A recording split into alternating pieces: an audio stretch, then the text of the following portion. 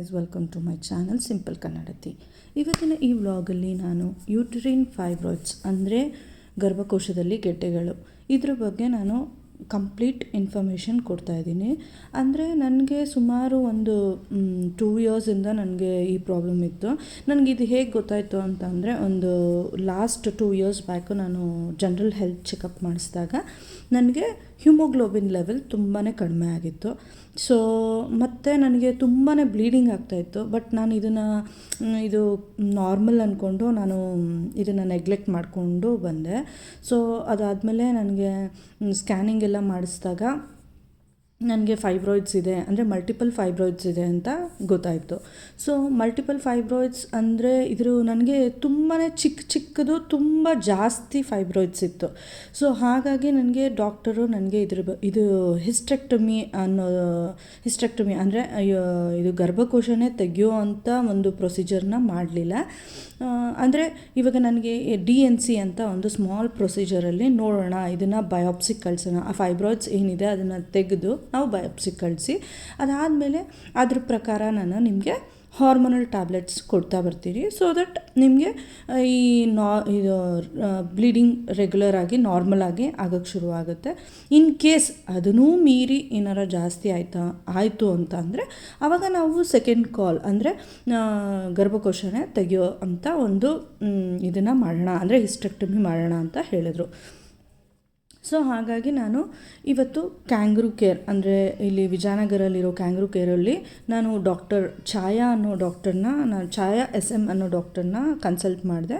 So ನನಗೆ ಅವರು ತುಂಬಾ ಇದಾಗಿ ಒಂದು ಸ್ವಲ್ಪ ನನಗೆ ಆ್ಯಕ್ಚುಲಿ ಅಂದರೆ ಲೇಡಿ ಡಾಕ್ಟ್ರು ಅಂದರೆ ಗೈನಕಾಲಜಿಸ್ಟ್ ಹತ್ರ ಹೋಗೋಕ್ಕೆ ಸ್ವಲ್ಪ ಭಯ.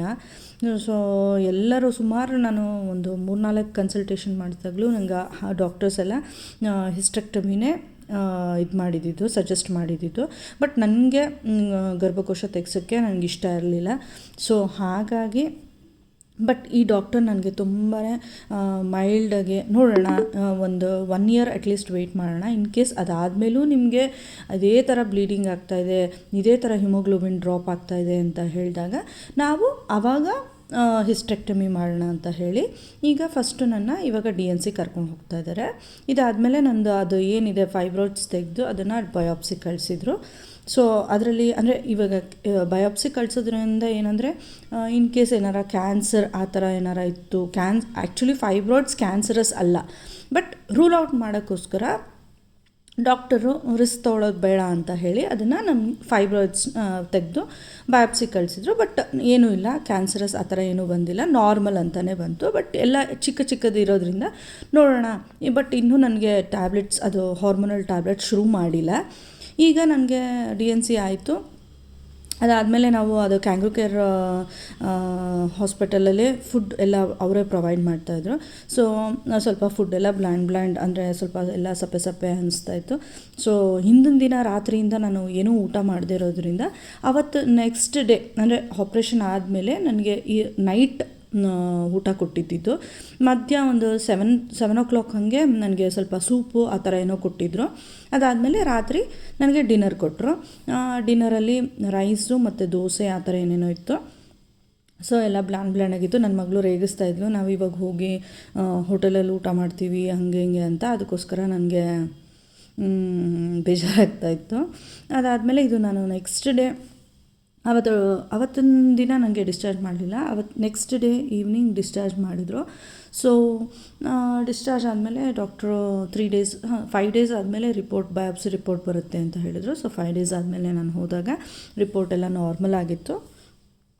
ಸೊ ಇನ್ ಕೇಸ್ ನೀವು ಈ ಥರ ಪ್ರಾಬ್ಲಮ್ ಏನಾರ ಫೇಸ್ ಮಾಡ್ತಾಯಿದ್ರೆ ನಾನು ಲೇಡೀಸ್ಗೆ ಏನು ಹೇಳೋದು ಅಂತಂದರೆ, ಇದನ್ನೆಲ್ಲ ನಾರ್ಮಲ್ ಅಂದ್ಕೊಂಡು ನಾವು ತುಂಬ ನೆಗ್ಲೆಕ್ಟ್ ಮಾಡ್ತಾ ಬರ್ತೀವಿ. ಬಟ್ ಇದೆಲ್ಲ ನಾರ್ಮಲ್ ಅಲ್ಲ. ಇನ್ ಕೇಸ್ ನಮಗೇನಾರ ಫ್ಯೂಚರಲ್ಲಿ ತುಂಬಾ ತೊಂದರೆ ಆಗುತ್ತೆ, ಬೆಟರ್ ನಾವು ಯಾವ್ದಾರ ಡಾಕ್ಟರ್ನ ಕನ್ಸಲ್ಟ್ ಮಾಡಿ ಅದ್ರ ಪ್ರಕಾರ ನಾವು ಮೆಡಿಸಿನ್ಸ್ ತೊಗೊತಾ ಬಂದರೆ ಸೊ ನಮಗೆ ಈ ಫೈಬ್ರಾಯ್ಡ್ಸ್ ಅಥವಾ ಏನಾರ ಪ್ರಾಬ್ಲಮ್, ಲೇಡೀಸ್ ಪ್ರಾಬ್ಲಮ್ ಏನೇ ಇದ್ದರೂ ಸರಿ ಹೋಗುತ್ತೆ ಅಂತ ಹೇಳ್ತಾ, ನನ್ನ ಈ ವ್ಲಾಗ್ ಏನಾರ ನಿಮ್ಗೆ ಇಷ್ಟ ಆಗಿದ್ರೆ ಲೈಕ್, ಶೇರ್, ಕಮೆಂಟ್ ಮಾಡಿ. Thank you for watching simple Kannadathi.